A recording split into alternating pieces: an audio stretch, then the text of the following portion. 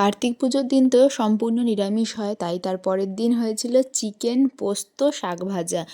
আর আমি তো সেদিনকে খেয়েও ছিলাম। ও হ্যাঁ, সঙ্গে ছিল ডাল আর চাটনি। চাটনিটা আমি নিইনি, আর ডালটা চুমকে খেয়েছিলাম, কেন তখন আমার ডাল খাওয়া খুবই প্রয়োজনীয় ছিল।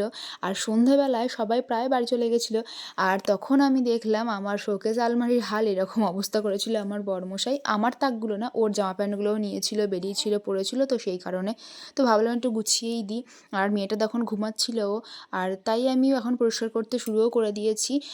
তা করতে করতেই কিছুটা বাগিয়ে উঠেছি, জামা প্যান্টগুলো গুছিয়েছি, আর দেখি কিনা আমার মেয়ের ঘুম ভেঙে গেছে। তো তাই তাকে একটু খাইয়ে দিলাম, কোলে নিয়ে একটুখানি ঘোরাঘুরি করলাম, সে আবার ঘুমিয়ে গেল, তখন আমি সব বাগিয়ে দিলাম। আর এই সব করতে করতেই যে কবে এক সপ্তাহ পার হয়ে গেছে বুঝতেই পারিনি। প্রথমে গিয়ে যেমন মন খারাপ হচ্ছিল, তেমনই বাবার বাড়ি ফেরার সময় কিন্তু খুব মন খারাপ হচ্ছিল, প্রচুর কান্নাকাটি করেছিলাম।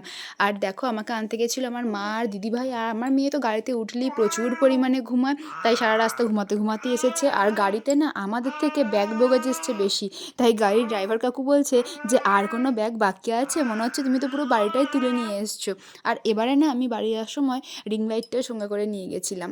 আর আমার এই ভয়েস ওভারে যে ব্যাকগ্রাউন্ড মিউজিকটা পাচ্ছ, সেটা কিন্তু লাখ টাকা দিয়েও কেনা যাবে না। তোমরা কি কেউ খেয়াল করে দেখেছো? তো চলো, আজকের মতো টাটা, দেখা হবে কাল।